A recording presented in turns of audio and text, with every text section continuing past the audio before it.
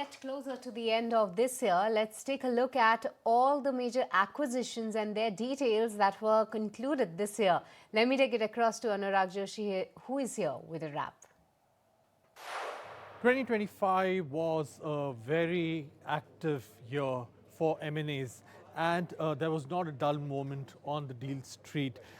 If we look at the biggest M&A transactions for 2025, Iveco's acquisition by Tata Motors was the biggest transaction for this year at about $4.45 billion. That was followed by JB Chemicals being acquired by Torrent Pharmaceuticals. This was the biggest M&A deal in the drug industry of $3 billion. The biggest deal in the financial services industry was Emirates NBD buying a controlling equity stake of 60% in private sector bank RBL Bank. And also in renewables, ONGC NTPC Green bought a controlling stake in Ayana Renewable Power for $2.3 billion. The biggest minority transaction this year was SMBC buying a stake in Yes Bank for almost $1.6 billion.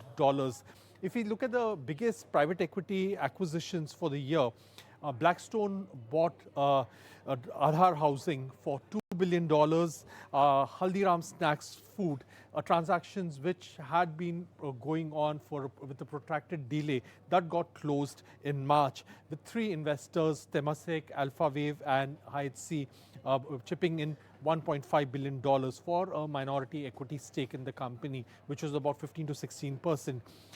New Mountain Capital bought Access Healthcare for $1.4 billion, while one of the legendary transactions in the healthcare technology space was Blackstone buying out AGS Healthcare for $1.3 billion.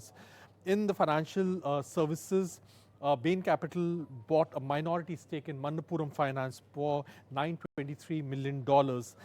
We see the biggest exits also, that was Carlyle, which sold its stakes in the IPO of Hexaware Technologies in February, and it exited with $1.1 billion.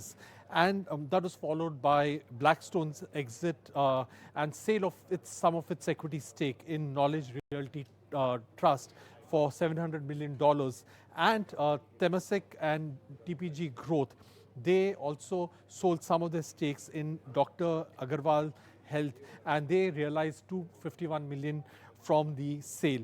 In terms of the quarterly volumes, the total volumes as of September 30 was about $76 billion of M&As and private equity deals so far.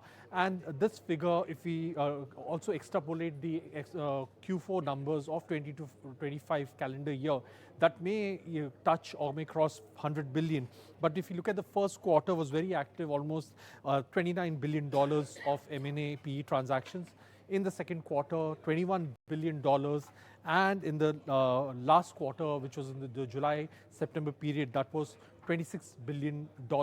So the threshold for M&A and PE transactions in 2025. So that's a clear milestone that has been set at about over $20 billion in the local deal street.